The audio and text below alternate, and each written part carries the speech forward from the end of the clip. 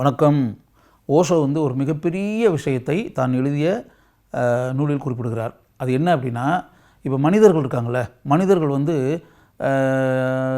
இப்போ நீங்கள் இருக்கீங்க, நீங்கள் எப்போ பிறந்தீங்க அப்படின்னா, நீங்கள் ஒரு குறிப்பிட்ட வருடத்தையும் மாதத்தையும் தேதியும் சொல்லி, இந்த தேதியில் இந்த மாதத்தில் இந்த வருஷத்தில் நான் பிறந்தேன் அப்படின்ற மாதிரி சொல்லுவாங்க. டேட் ஆஃப் பர்த் அப்படின்லாம் சொல்கிறோம்ல, அப்படி சொல்லுவீங்க. அப்போ தாங்க நான் பிறந்தேன் அப்படின்னு சொல்லுவீங்களே. ஓஷோ என்ன சொல்கிறாரு அப்படின்னா, மனிதர்கள் வாழ்க்கையில் ஒரு முறை மட்டுமே பிறப்பதில்லை.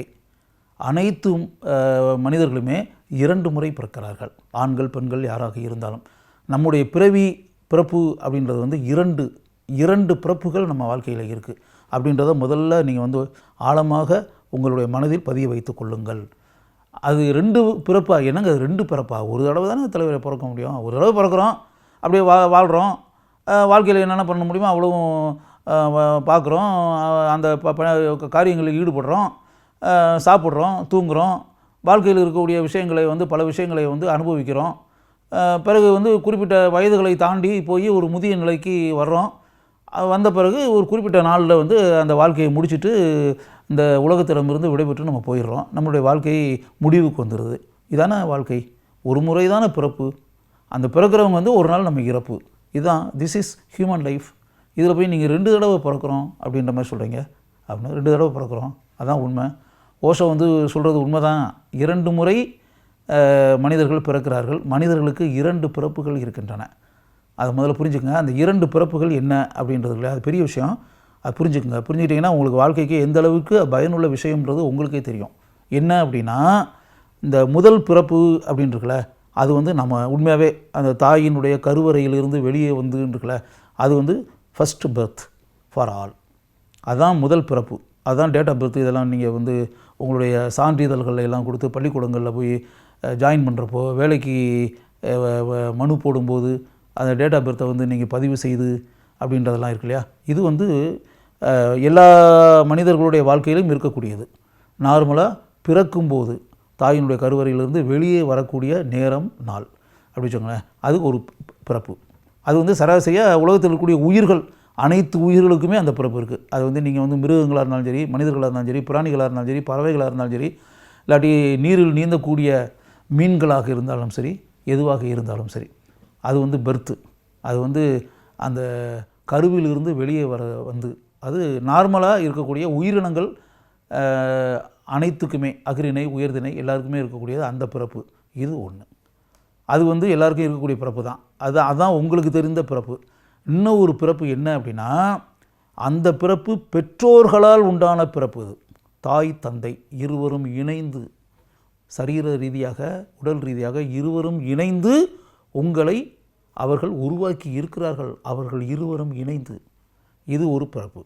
அதற்கு பிறகு இருக்கக்கூடிய பிறப்பு இருக்குல்ல, அது வேறு யாரும் உருவாக்கவில்லை, நீங்களே உருவாக்கி கொண்ட பிறப்பு. You are the creator. நீங்கள் தான் கிரியேட்டர். புரியுதா? நீங்கள் கிரியேட் பண்ணி உங்களுக்குன்னு ஒரு பிறப்பை நீங்கள் உருவாக்குறீங்க. அது என்ன பிறப்பு அப்படின்னா, சராசரியாக இந்த உலகத்தில் மனிதர்கள் பிறக்கிறார்கள். அதே நேரத்தில் செயற்கரிய செயல்களை இந்த உலகத்தில் செய்பவர்கள் அப்படின்றது ஒன்று இருக்கு இல்லையா. இந்த உலகத்தில் பிறக்கக்கூடிய மனிதர்கள் எல்லாமே மிக உயர்ந்த காரியங்களை செய்கிறார்களா, அரிய விஷயங்களை செய்கிறார்களா, அண்ணாந்து பார்க்கக்கூடிய காரியங்களை வாழ்க்கையில் சாதித்திருக்கிறார்களா, உன்னதமான நூல்களை எழுதியிருக்கிறார்களா, மிகச்சிறந்த கவிஞர்களாக இருந்திருக்கிறார்களா, மக்களுக்கு பணி செய்யக்கூடிய மிக உயர்ந்த அரசியல்வாதிகளாக இருந்திருக்கிறார்களா, மக்களுக்கு பயன்படக்கூடிய அளவில் மிகப்பெரிய தொழிற்சாலைகளுடைய உரிமையாளர்களாக இருந்திருக்கிறார்களா.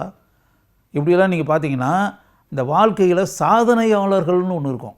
ஒவ்வொரு துறையிலும், பல்வேறு துறைகளில். அது பல்வேறு துறைன்றது எவ்வளவோ துறைகள். தொழில்துறையாக இருக்கலாம், கலைத்துறையாக இருக்கலாம், அரசியல் துறையாக இருக்கலாம், விளையாட்டுத்துறையாக இருக்கலாம், எவ்வளவோ துறைகள்.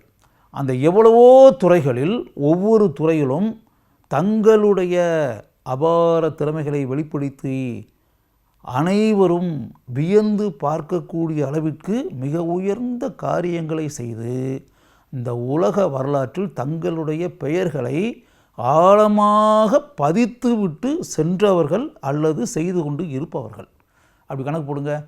அப்போ இந்த அப்பா அம்மா நமக்கு பிறப்பை கொடுத்தாங்கல்ல, அந்த பிறப்பால் இந்த உலகத்துக்கு வந்த மனிதர்கள் எல்லாருமே உன்னதமான செயல்களை செய்து கொண்டிருப்பவர்கள், செய்தவர்கள் அல்ல.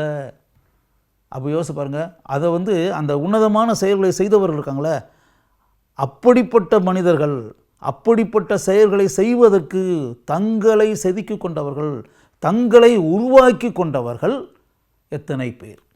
அதுதான் இரண்டாவது பிறப்பு, இரண்டாவது பிறவி.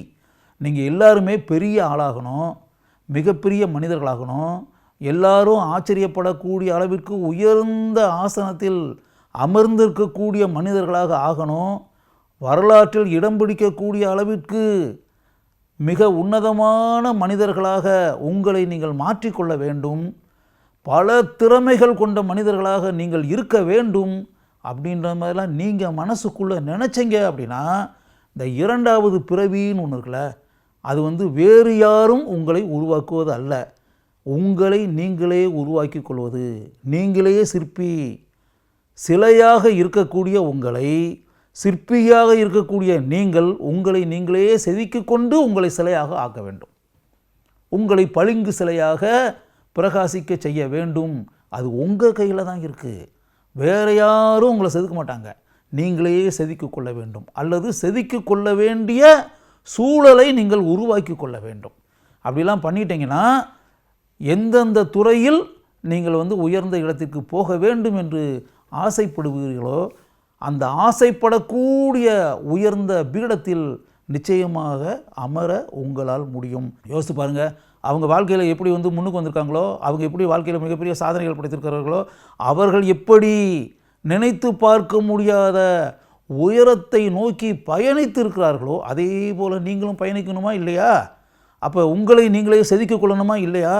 உங்களை நீங்களே வளர்த்து கொள்ளணுமா இல்லையா? உங்களை நீங்களே உயர்த்தி கொள்ளணுமா இல்லையா? உங்களை நீங்களே மிகப்பெரிய ஆசனத்தில் அமரக்கூடிய அளவிற்கு தகுதிகள் கொண்ட மனிதர்களாக ஆக்கிக்கொள்ள வேண்டுமா இல்லையா? இதையெல்லாம் யோசிங்க. இதுதான் இரண்டாவது பிறப்பு ஓஷோ கூறுவது. அதனால் முதல் பிறப்பு நமக்கு கிடைச்சிருச்சே, நம்ம தான் பிறந்துட்டோமே, வந்துட்டோமே அப்படின்னு நினச்சி அதிலேயே திருப்தி அடைஞ்சிடாதீங்க. மனித பிறவின்றது மிகப்பெரிய விஷயம். யாரும் நினச்சி பார்க்க முடியாத ஒரு பிறவி நமக்கு கிடைச்சிருக்கு அப்படின்றது மட்டுமே அதுவே பெருமைப்படுறதுக்கு ஒன்றுமே இல்லை. உயிருடன் உலாவி கொண்டிருப்பது பெருமையா? அதை தாண்டி இந்த இரண்டாவது பிறப்புன்னு இருக்குல்ல, உங்களை நீங்களே உருவாக்கி கொள்ளக்கூடிய பிறப்பு இருக்குல்ல, அதுதாங்க உண்மையான பெர்த்து, அதுதாங்க உண்மையான பிறப்பு. அதுதான் உங்களை உயர்த்தி வரலாற்றில் இடம் பிடிக்க வைக்கக்கூடிய பிறவி பிறப்பு. அது புரிஞ்சுக்குங்க. அந்த இரண்டாவது பிறப்புன்னு ஒன்று இருக்குல்ல, அதை நீங்கள் அருமையாக உருவாக்கி கொள்ள வேண்டும். அதுதான் உங்களுக்கு இந்த உலகத்தில் கிடைக்கக்கூடிய அடையாளம், சின்னம். நீங்கள் யார் என்பதை உலகிற்கு காட்டக்கூடிய நிலை. அதை புரிஞ்சுக்கிட்டு இதுவரை உங்களை பற்றி நீங்கள் நினைக்காம, உங்களை செதுக்காமல், உங்களை சீர்படுத்தி கொள்ளாமல், உங்களை உயர்த்தக்கூடிய செயல்களில் ஈடுபட சூழலை உண்டாக்காமல், இதுவரை அதை பற்றிய கவலையே இல்லாமல், அதை பற்றிய எண்ணமே இல்லாமல், அதை பற்றிய சிந்தனையே இல்லாமல் இருந்தீர்கள் என்றால் இனிமேலும் அப்படியே இருக்காதீங்க. இப்போ கூட ஒன்றும் இல்லை, இந்த ப்ரோக்ராம் பார்த்துக்கிட்டு இருக்கீங்களா, இந்த நிமிஷத்துலையே நீங்கள் ஆரம்பிங்களேன். உங்களை செதுக்கும் வேளையில் நீங்கள் இறங்குங்கள். உங்களை சிற்பியாக உங்களை ஆக்கி கொண்டு உங்களை சிலையாக செதுக்குவதற்கு என்னென்ன செய்ய வேண்டுமோ அப்படிப்பட்ட காரியங்களில் உடனடியாக ஈடுபட வேண்டும் என்று மனதில் விரித்தனமாக முடிவெடுத்து செயல்படுங்களேன்.